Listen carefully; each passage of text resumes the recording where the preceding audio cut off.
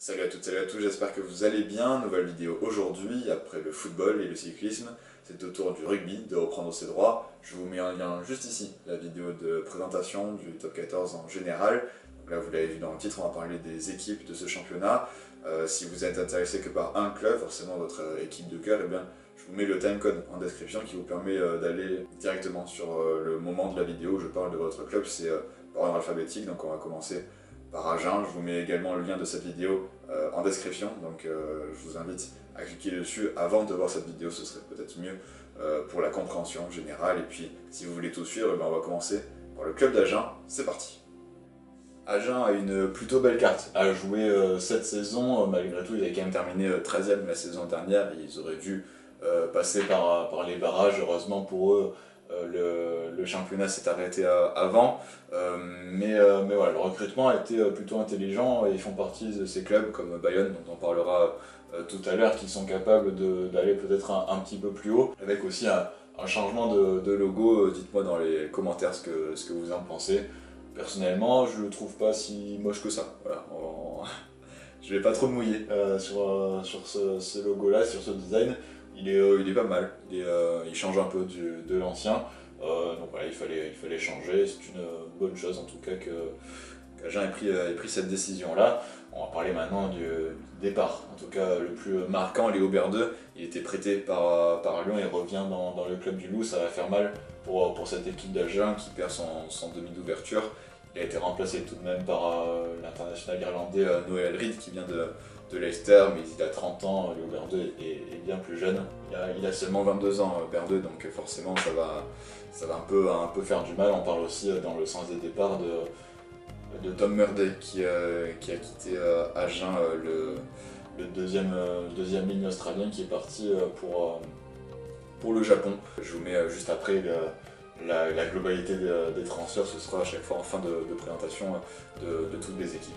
Dans le sens des arrivées, on en a parlé donc de Noël Reid, on va parler de ce joueur-là, c'est l'une des plus grosses attentes de ce top 14 et ça fait du bien à Agen de le voir débarquer dans ce club-là. Gabriel Ibitoye a seulement 22 ans, il est international espoir anglais, il vient des Harlequins. Et Ibitoye, il a déjà marqué pendant les préparations face à Castres, lors du match de préparation, perdu 7-5, et Ibitoye il a marqué l'essai pour Agen. Il va beaucoup faire du bien à cette équipe agennaise, en tout cas on en attend beaucoup. On pourrait également mentionner le nom de Jean-Marcelin Butin qui vient de Lyon, mais encore de Camille Girondeau de Castres. Voilà, Agen qui pour moi va terminer 10e dans cette saison, j'ai mis dans la prédiction, peut-être plus bas, peut-être un peu plus haut si jamais la mayonnaise prend forme comme on dit. Voilà, si jamais évidemment il n'y a pas trop de blessés, ça peut jouer hors du maintien, en tout cas on l'espère pour eux. Mais c'est un recrutement vraiment intelligent selon moi, donc à voir ce que ça va donner, mais je pense qu'Agen en tout cas a vraiment les qualités pour se maintenir assez aisément. Il y a des clubs qui sont bien plus faibles que ça selon moi, en tout cas n'hésitez pas à le dire dans les commentaires ce que vous en pensez. Je remets le polo, le maillot d'Agen, c'était évidemment un petit clin d'œil aux supporters puisque je viens de là-bas. On va parler de Bayonne maintenant si vous voulez bien, c'est un peu la même équipe qu'Agen, c'est une équipe qui est très joueuse et qui est capable voilà, d'atteindre des sommets. On l'a vu 9e en 2019-2020, c'est quand même une bonne prestation pour un club qui venait d'être promu. Bayonne, on le sait, c'est une équipe un peu historique de ce top 14 et ça fait du bien de les revoir dans ce championnat. C'est une équipe un peu comme Agen qui est capable de très bien jouer et qui pourrait voilà, aller bien plus haut si l'équipe fonctionne, s'il n'y a pas de blessés. C'est une équipe qui est très complète et qui s'est renforcée, surtout dans un secteur de jeu. Gaëtan Germain, l'arrière qui vient de Grenoble, il est passé par Brive, notamment Gaëtan Germain, et c'est un joueur qui est très très bon au pied, un bon buteur, qui va vraiment soulager cette équipe de Bayonne qui était un peu en manque sur cette phase de jeu-là. Au niveau des départs, Antoine Batut, c'est le grand absent, on va dire, de cette équipe. Il part à la retraite, il sera dans l'encadrement, dans le staff de cette équipe de Bayonne. Il va rester en tout cas dans cet effectif-là, mais il ne sera plus en tant que joueur. Ce sera un vrai manque pour les Bayonnais. Mais dans l'ensemble, ils ont quand même plutôt bien recruté. On voit un mercato qui est plutôt réussi, avec cette arrivée notamment de Gaëtan Germain. Voilà, je vous mets les transferts dans sa globalité pour la saison 2020-2021. Voilà, Bayonne a toutes les cartes en main pour se maintenir. Je les ai mis 11e au classement selon mes prédictions. Mais voilà, je pense que Bayonne est capable de bien mieux si jamais, évidemment, il n'y a pas de blessés, puisque c'est un effectif qui est quand même assez restreint et qui a néanmoins beaucoup de qualité. Donc voilà, si jamais Bayonne ça fonctionne, et bien Bayonne ça peut aller très haut et peut-être pourquoi pas titiller les gros clubs pour le top 6. Je pense pas que ce soit possible, mais évidemment c'est tout à fait plausible vu la qualité de cet effectif-là. L'Union Bordeaux-Bègles est l'un des clubs à suivre de ce championnat 2020-2021, on l'a vu, premier en 2019-2020 forcément. Le championnat s'était arrêté bien logiquement évidemment. Si vous voulez plus en savoir, je vous invite à cliquer sur l'autre vidéo qui parle plus du championnat. Pour le départ, Semir Radradra du côté de Bristol, c'était l'un des cadors de cette équipe de Bordeaux, donc ça va être un gros manque. Il était capable de percer des lignes, il était capable aussi de remotiver ses troupes et de trouver des solutions individuelles quand le jeu de Bordeaux avait plus de mal. Il part du côté de Bristol en Angleterre, ça va être une grosse perte pour Bordeaux, même s'ils ont quand même bien recruté à côté. On le voit avec Ben Tameifuna, le pilier, qui vient du Racing, ou encore avec ce joueur Ben Lam qui arrive des Hurricanes. C'est un ancien international de rugby à 7 en Nouvelle-Zélande. C'est quelqu'un qui va extrêmement vite, comme vous pouvez le constater. Le rugby à 7, c'est vraiment l'explosivité et la vitesse. Ben Lam, il va faire beaucoup de bien. Cette équipe de Bordeaux, on le sait, dans une équipe avec Cordero, avec beaucoup d'autres joueurs du coin qui vont assez vite. Et Ben Lam, il va encore plus vite. C'est pour vous dire la qualité de cet effectif de l'Union Bordeaux-Bègles. Les hommes de Christophe Furios auront vraiment à cœur de bien figurer dans ce championnat. Alors je ne les vois pas finir premier comme cette saison-là, puisqu'ils étaient en totale réussite, on va pas se mentir là-dessus. Et puis forcément avec les internationaux, ça a été une saison un peu complexe. Je les ai mis 3e tout simplement parce que je trouve qu'il y a quand même meilleur devant. Après, Bordeaux peut très bien être dans les 2 premiers, ça ne me choquerait pas, loin de là en tout cas. Mais voilà, Bordeaux a perdu quand même un très gros joueur, Radradra, c'était l'une des attractions de ce top 14. Malheureusement, il est parti pour Bordeaux. Je vois mal comment Bordeaux va pouvoir se défaire de ce départ, mais bon, voilà, il y a quand même un effectif qui est quand même très intéressant pour Bordeaux-Bègles. Donc voilà, les voir dans le top 6, c'est une certitude. Peut-être pas dans les 2 premiers, en tout cas à voir, ça va se jouer à très peu de choses. On va parler de Brive maintenant. Ça a été très difficile de choisir un départ et une arrivée marquante, tout simplement parce que ça a très peu bougé côté briviste pendant ce mercato 2020-2021. J'ai choisi comme départ marquant Alex Dunbar. C'est un ancien international écossais, plus de 30 sélections, il est en fin de contrat. Voilà, ce sera peut-être une perte pour Brive, je ne sais pas trop, vous me dites dans les commentaires, amis brivistes, si jamais ça va vraiment vous manquer comme arrivée. J'ai pris Florian Dufour. Alors on va miser sur la jeunesse côté briviste, seulement 22 ans, il vient de Bordeaux-Bègles, il a fait ses classes à Agen puis à Bordeaux pendant quelques années, donc ça va être un tout nouveau challenge pour le jeune talonneur. On va voir ce qu'il va donner parce qu'il a quand même beaucoup de talent, c'est un talonneur d'avenir. Donc peut-être que Brive va le faire jouer, en tout cas il mérite du temps de jeu et c'est pour ça qu'il est venu à Brive. Ça va encore se jouer à très peu de choses, on l'a vu 11e dans la saison 2019-2020, ça va se jouer à très peu de choses avec Pau et le Stade Français. Selon moi, je les ai placés 12e, donc maintenus pour la saison prochaine, mais ça risque d'être très dur. À Castres, un Uruguayen peut en cacher un autre. Alors il joue pas du tout au même poste, Rodrigo Capo Ortega et Santiago Arata, mais Capo Ortega il fait partie de cette génération qui a remporté les multiples boucliers de Brennus, avec notamment Christophe Sanson qui part à la retraite, ou encore Julien Caminati, mais lui part du côté de Montauban. À 34 ans, il se trouve un nouveau challenge. Capo Ortega il va beaucoup manquer à cette équipe castraise, en tout cas ça va faire un gros vide. On verra ce que ça va donner pour les recrues. Ça a beaucoup bougé dans tous les sens pour Castres, au contraire de Brive. Santiago Arata, ça a été un des joueurs qu'on a pu voir pendant la Coupe du Monde 2019. Un demi-mêlée très vif, très rapide, ça joue très vite. L'Uruguay, ça joue beaucoup en passe.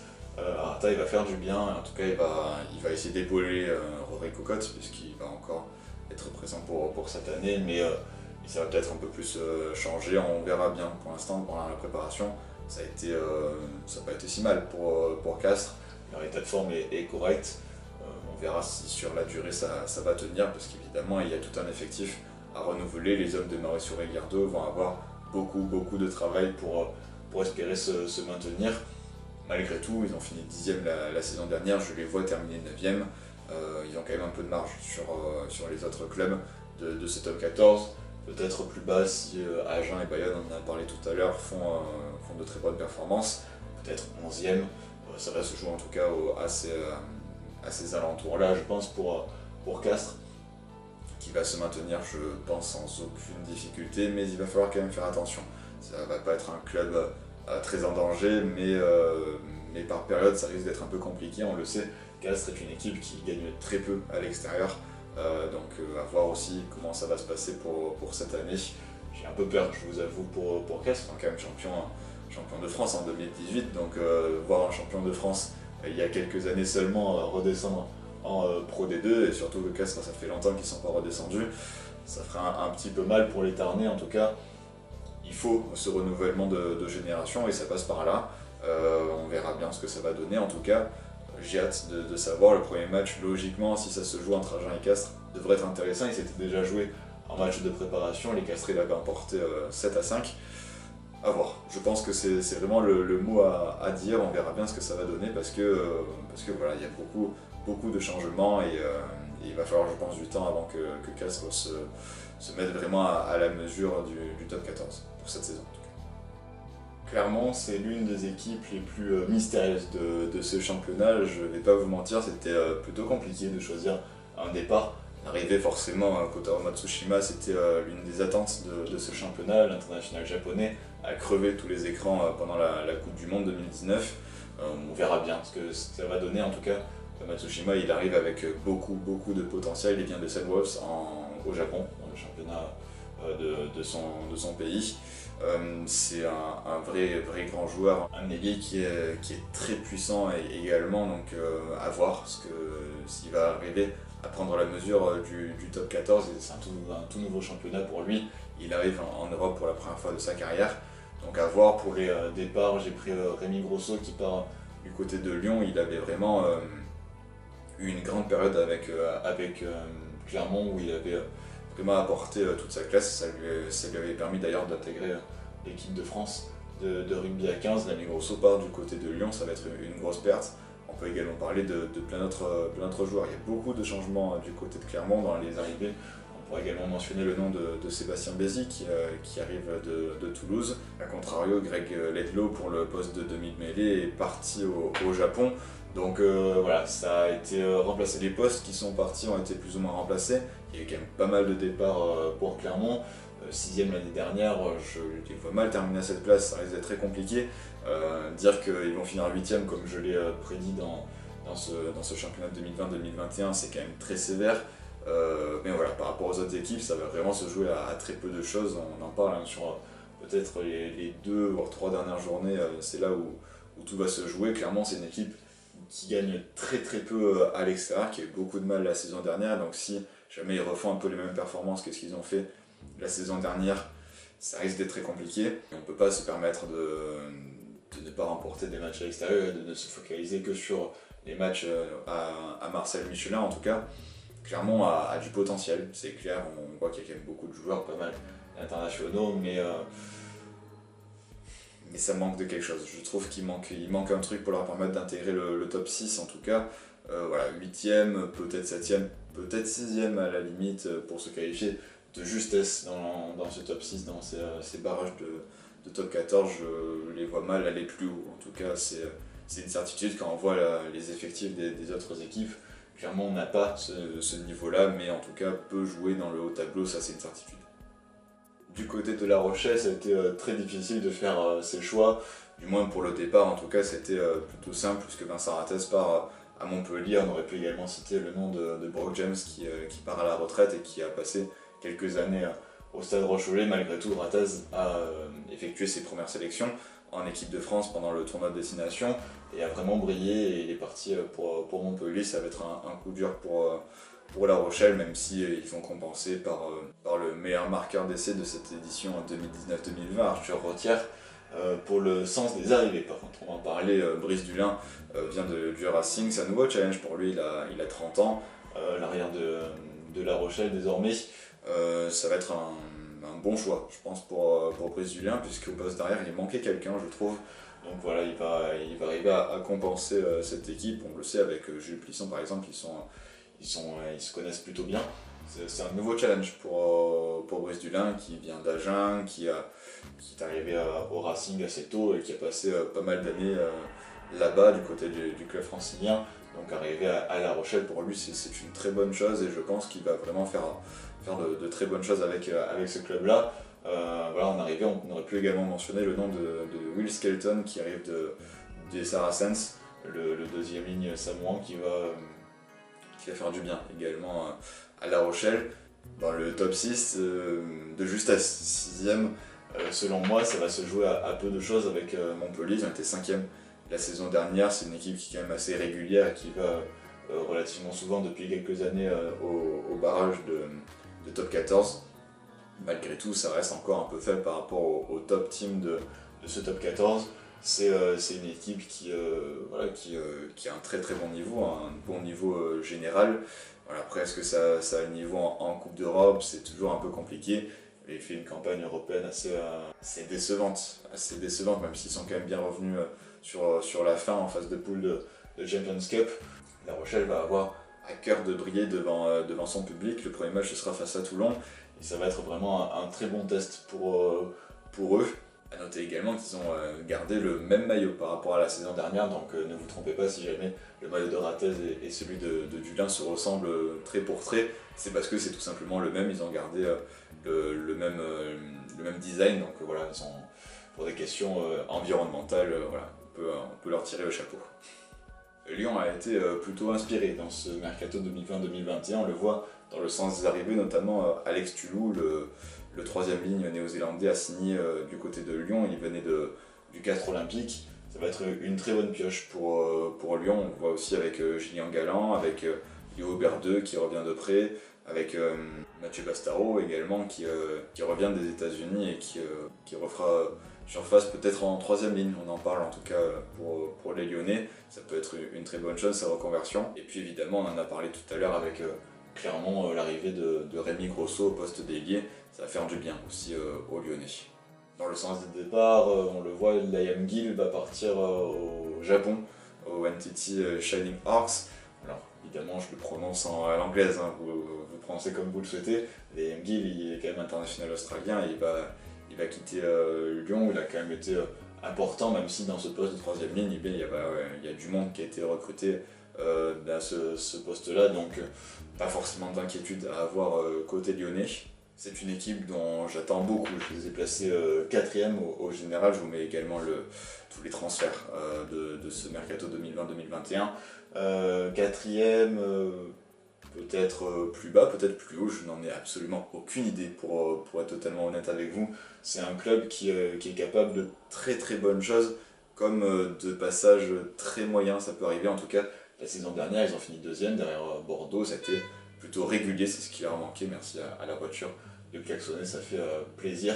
2ème en 2019-2020, donc peut-être les revoir à cette place-là, je ne les vois pas forcément terminer premier, mais voilà, dans le top 6, pour moi, c'est une évidence. Lyon a vraiment cet effectif-là pour aller au minimum en quart de finale de top 14.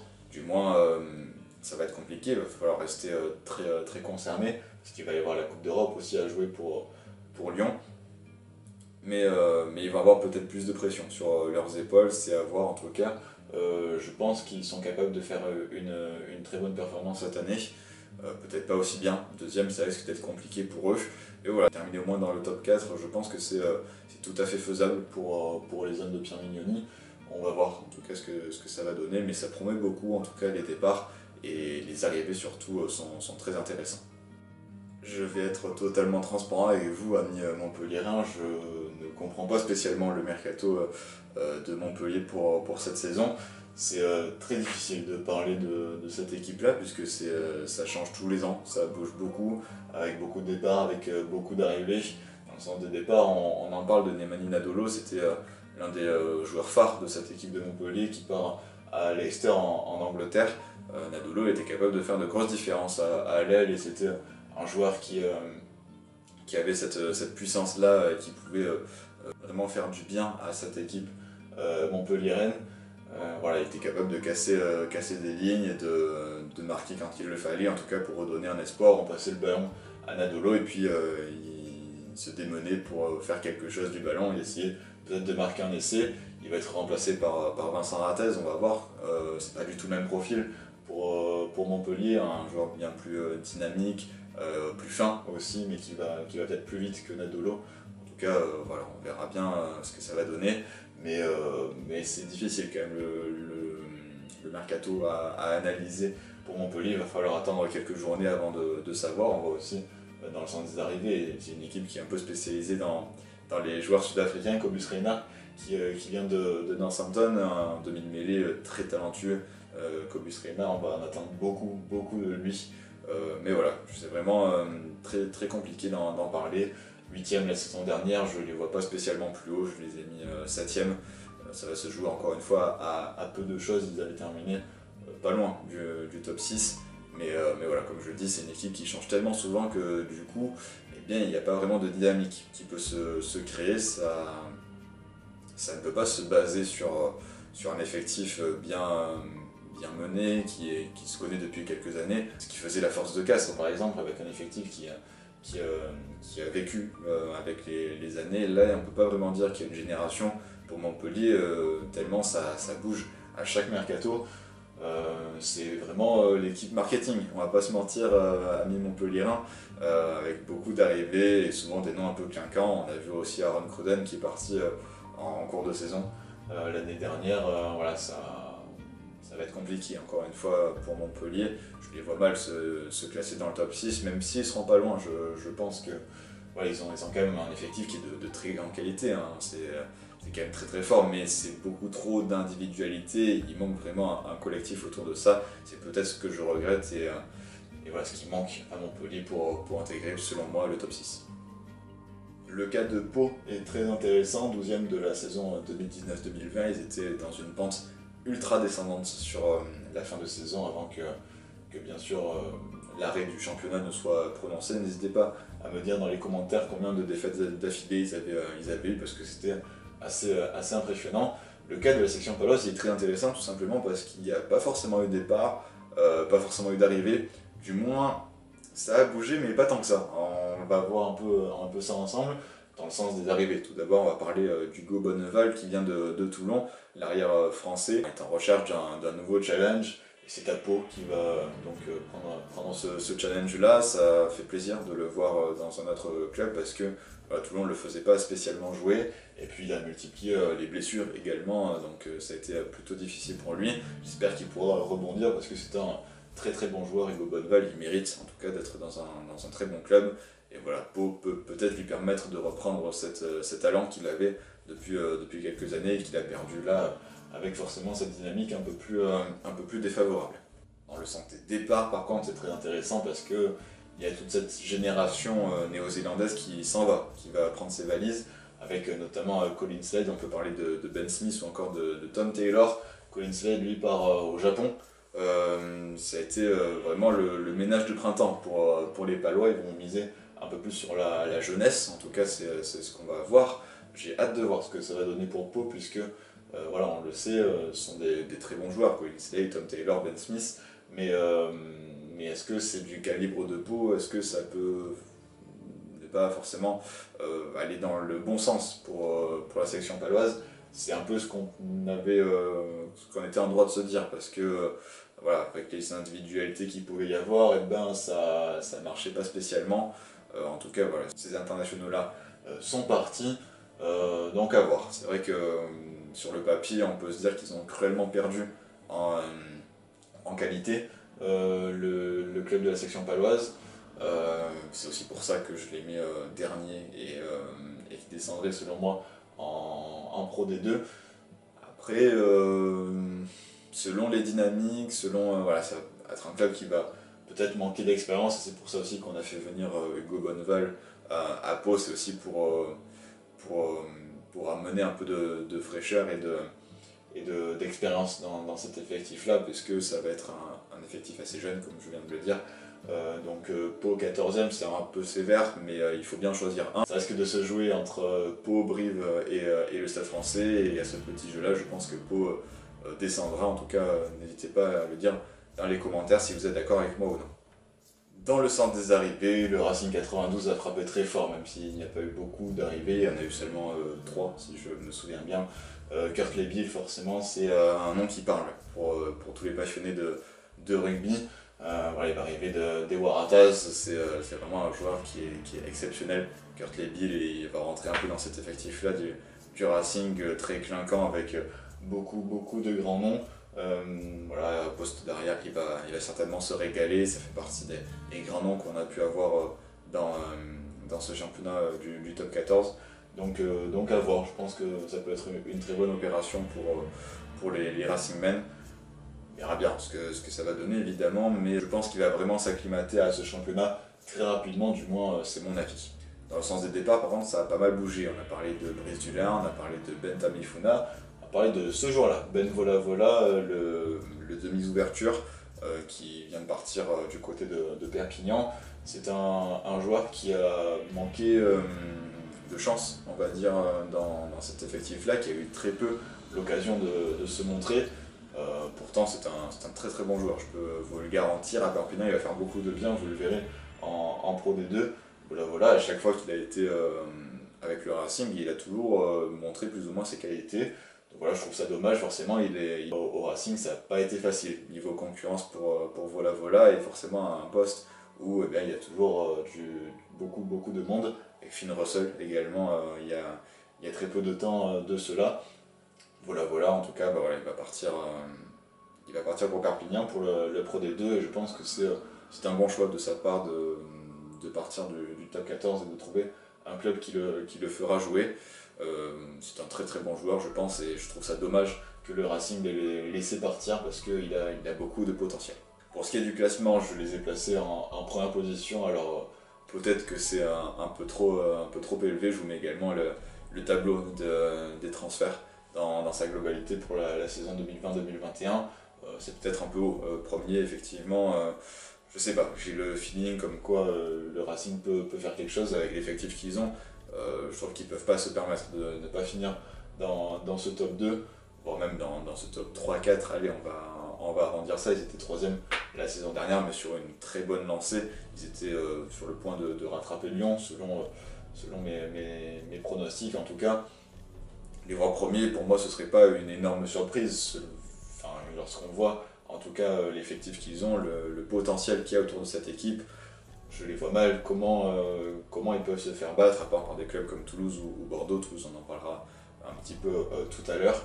Mais voilà, le Racing pour moi a une force de frappe qui est exceptionnelle, et selon les joueurs qu'ils ont, en tout cas, ils mériteraient sur le papier du moins de terminer premier de cette saison régulière. On parlait tout à l'heure du maintien avec la section paloise, le Stade Français est l'un des chanceux de ce championnat en terminant 14e et en ne descendant pas en Pro D2, dernier forcément du dernier exercice. On voit mal comment les Parisiens vont pouvoir se sortir de cette mauvaise passe. On l'a vu avec l'actualité, plus de 20 joueurs qui ont été contaminés par le Covid-19 et qui ont subi des lésions pulmonaires. Je vous invite à voir l'autre vidéo évidemment, parce que j'en ai parlé dans cette vidéo là. En tout cas, le Stade Français a assez peu recruté, ça n'a pas spécialement bougé dans le sens des arrivées. On parlait de l'Argentin Marcos Kremer qui a seulement 22 ans et qui est déjà un international argentin. C'est une bonne pioche, on va dire, pour le Stade Français, à voir évidemment s'il va réussir à s'adapter assez vite au top 14. En tout cas, on le sait déjà, hein, le premier match du Stade Français a été reporté face à l'Union Bordeaux-Bègles, une date encore à définir selon les performances de l'Union Bordeaux-Bègles dans les compétitions européennes. Ça se passerait fin septembre si jamais Bordeaux ne se qualifiait pas en demi-finale de Challenge Cup. Dans le sens des départs, Mornestein, c'est l'un des habitués de ce club. Il y est depuis des années et il rentre au pays en Afrique du Sud. Donc je souhaite évidemment une bonne continuation. Voilà, Mornestein, il a beaucoup compté pour le Stade Français et il a sauvé le club à de multiples reprises. Cette année, ça risque d'être bien plus compliqué. On l'a vu déjà la saison dernière où ça a été très juste. Cette année, ça va vraiment se jouer avec Pau et Brive, selon moi, pour le maintien et les barrages. Je les vois bien terminer barragiste 13e, juste devant Pau. Ça va vraiment se jouer à très peu de choses. Mais voilà, Paris ne s'est pas forcément amélioré et n'a pas forcément recruté de façon à se sortir de cette mauvaise passe. Donc à partir du moment où on ne recrute pas en conséquence, et bien forcément il est très difficile d'espérer mieux. Donc voilà, 14e la saison dernière, peut-être 13e, peut-être 12e, peut-être 14e, en tout cas c'est pas joué par là, c'est une certitude. Le Stade français va avoir beaucoup de peine à se maintenir en top 14 et pour un club historique comme celui-là, ça va faire mal de les voir descendre, mais la descente est inévitable, en tout cas si le club n'est pas repris dans très peu de temps. Toulon a une vraie carte à jouer, du moins il y a eu très peu de départs, très peu d'arrivées, mais en tout cas il conserve un peu cet effectif global de plutôt bonne qualité. Dans le sens des arrivées, on le voit, Isaiah Toyava va remplacer Julian Savea au poste de 3 quarts centre. On a un peu remplacé en fonction des postes qui manquaient. Pour Toulon, et forcément en 3 quarts centre, eh bien, il manque du monde. Donc Toyava il va faire vraiment du bien à cette équipe toulonnaise. Il vient de Clermont, le 3 quarts centre de 32 ans. Voilà, il restera pour une ou deux saisons, certainement, peut-être pas plus longtemps que ça, mais en tout cas, ça va permettre à Toulon de continuer cette reconstruction depuis le départ de Mourad Bodjelal au poste de président du club du RC Toulon. Dans le sens des départs, même Oka Gorgodze, il fallait s'y attendre. Le deuxième ligne de 35 ans a pris sa retraite. Malheureusement, ça ne s'est pas terminé vraiment comme les deux parties l'espéraient, avec cette crise du coronavirus. Gorgodze qui souhaitait peut-être reprolonger sur une saison, Toulon pas forcément les moyens, donc malheureusement voilà, Gorgodze a été poussé à la porte par le club de Toulon. On pourra mentionner dans le sens des arrivées, pour pallier à ce départ, le jeune Thomas Jolmes qui vient de La Rochelle et qui risque de remplacer Gorgodze. En tout cas, la deuxième ligne a été un peu refaite. C'est vrai que selon les départs, Toulon a réussi à trouver un remplaçant pour chaque poste qui manquait, donc c'est vraiment une bonne chose. En plus, en misant un peu plus sur la jeunesse, même si Toyava a quand même 32 ans, ça avait été plus vu avec 34. Donc voilà, Toulon reste un peu sur cette même dynamique. Ils ont fini 4ème pour la saison 2019-2020. S'ils conservent un peu cette dynamique de fin de saison, où ça a été quand même plutôt bon, ils n'avaient pas perdu pendant très longtemps. Amis toulonnais, dites-moi dans les commentaires ce que vous en pensez et combien de matchs je sais plus, pendant au moins 7-8 matchs ils étaient invaincus Toulon, quelque chose comme ça, je me souviens. Voilà, c'est vraiment un club qui a beaucoup de potentiel. Selon moi, ils termineront 5ème, mais voilà, certainement dans le top 6. Ça risque de se jouer à peu de choses avec Montpellier, avec Clermont pour la bataille au top 6, parce que voilà, il manque quand même un peu de qualité dans cet effectif toulonnais, mais malgré tout, ça reste très bon dans l'ensemble, et je vois mal comment Toulon va être éjecté du top 6 pour les quarts de finale de top 14. Peut-être pas viser le top 2, mais en tout cas être entre la 3ème place et la 6ème, pour moi, je pense que ça va être fait pour le RCT. Pour conclure, Toulouse a été assez peu actif sur le marché des transferts, un peu comme Toulon. Seulement quelques départs avec Sébastien Bézi qui part pour Clermont, Julien Galland pardon, qui part à Lyon. Les deux joueurs de 28 ans ont quitté leur club depuis quelques années. Ça fait quelques temps que Bézi et Galland sont au Stade Toulousain. Voilà, Bézi ça va être une perte parce que c'était la doublure d'Antoine Dupont. Ils ont recruté en conséquence avec l'arrivée aussi d'Alexis Balès qui vient de La Rochelle, mais voilà, peut-être un coup dur pour Toulouse. Ça va dépendre évidemment des internationaux s'ils seront bien présents. Pour les arrivées, on l'attendait, c'était pas forcément une surprise. Rich Arnold va retrouver le Stade Toulousain. Il était déjà la saison dernière, mais il avait seulement été prêté par le club japonais du Yamaha. Cette année, il a vraiment été transféré et il pourra effectuer la paire avec son frère Rory. Donc ça va vraiment faire plaisir aux supporters toulousains qui le demandaient, Rich Arnold, dans cet effectif-là. Donc voilà, ça a été demandé, les dirigeants ont accédé à leur requête, donc les supporters sont plutôt contents. 7ème la saison dernière, je les vois bien terminer dans le top 6, je les ai même placés 2ème, c'est pour vous dire à quel point je crois en cette équipe du Stade Toulousain.